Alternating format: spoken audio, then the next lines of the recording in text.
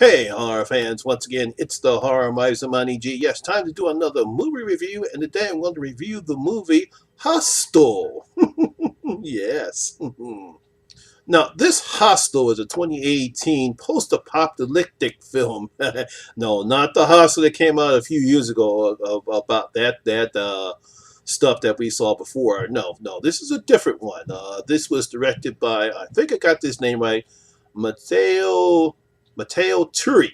Yeah, I think I got that name right.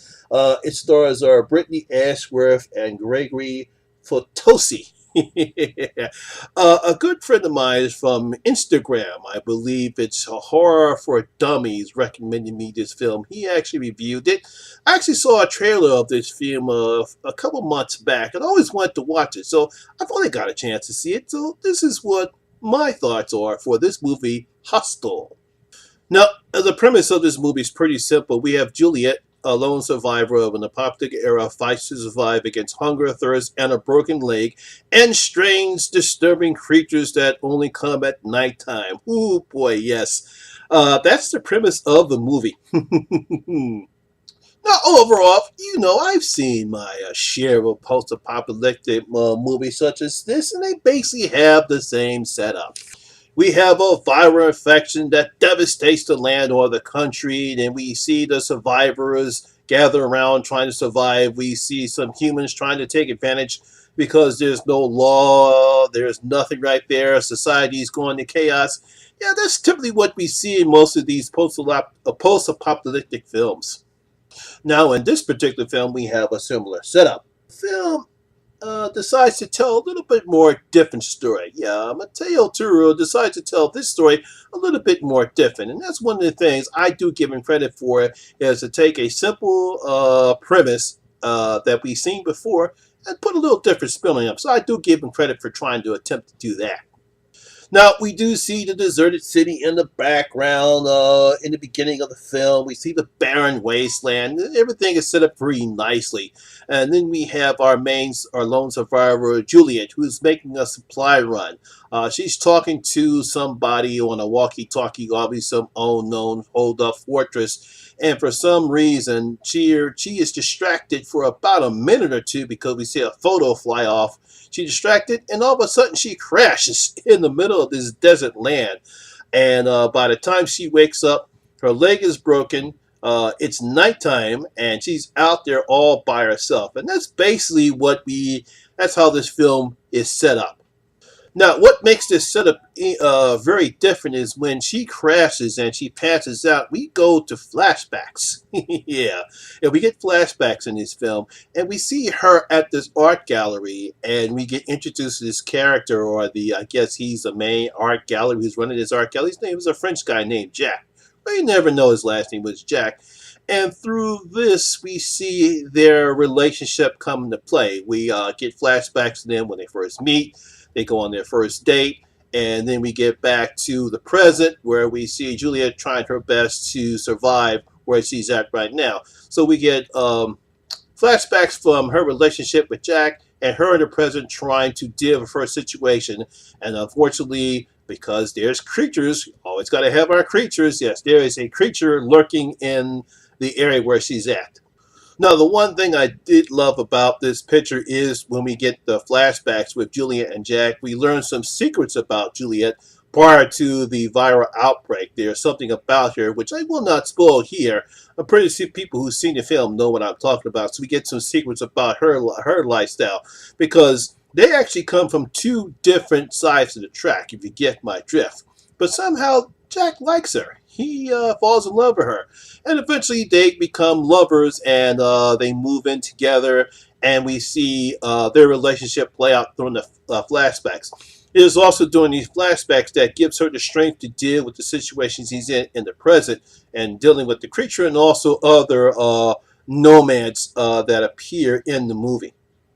Now, this type of storytelling can be good or bad, depending upon how well it is written, how well it is acted. So this particular part, I enjoyed it. I think Mr. Matteo Turi has crafted a very good story here, and obviously, I meant to say, Brittany Ashworth does a great job as Juliet. She gives the character a lot of strength. a lot of vulnerability, angst. She really does pour a lot of emotions in the character. She knows she's trying her best not only to survive when we're in the present, but also shows her vulnerability and her happiness, vulnerability in the past, and dealing with her relationship with Jack. There's a tragedy that takes place between the two couples, and we also get to see, I guess you could say, some how the viral outbreak begins.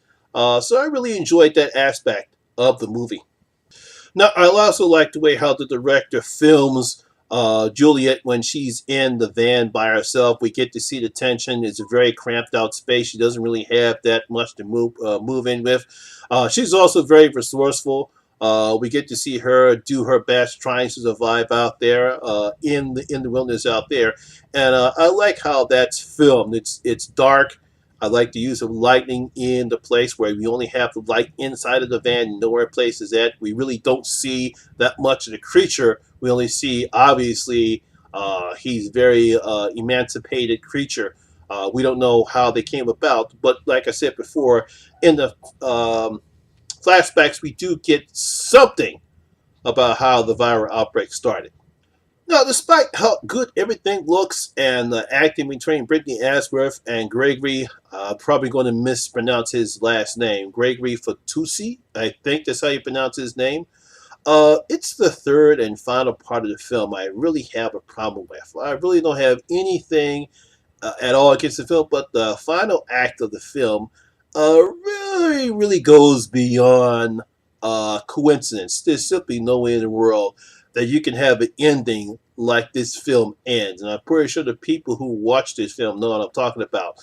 So I'm sitting here looking at the film, and as it ends, I'm like to say, you got to be effing kidding me. There's no effing way that that's possible. You mean all this time that happens? Oh, come on. God, you can't find a better way. You can't end up.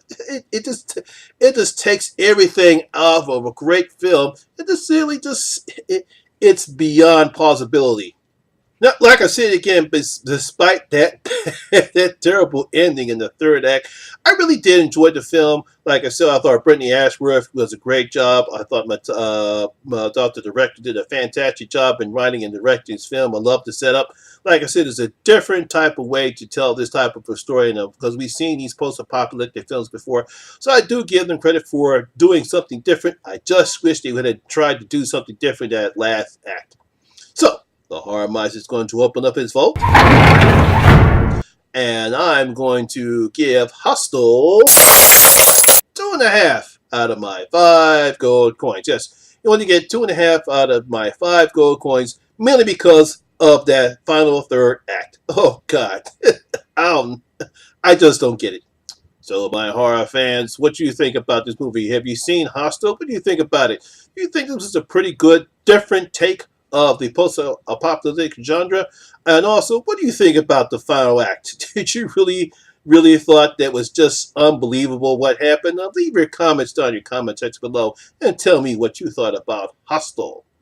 So, once again, that's my video for today, guys. I hope you did enjoy it. And if you did, please give it a thumbs up, because it does help the channel out a lot. And once again, if this is your first time here, you know what you got to do. Yes, right. Hit that subscribe button and ring that notification bell. That way you can come and enjoy the horror experience with me, the Horror Miser Monty G. And as always, all my social media links will be down in the description box below as well. Once again, my name is Lamont Smith, better known as the Horror Miser Monty G. And always remember, horror rules. Let's take us home. We're out.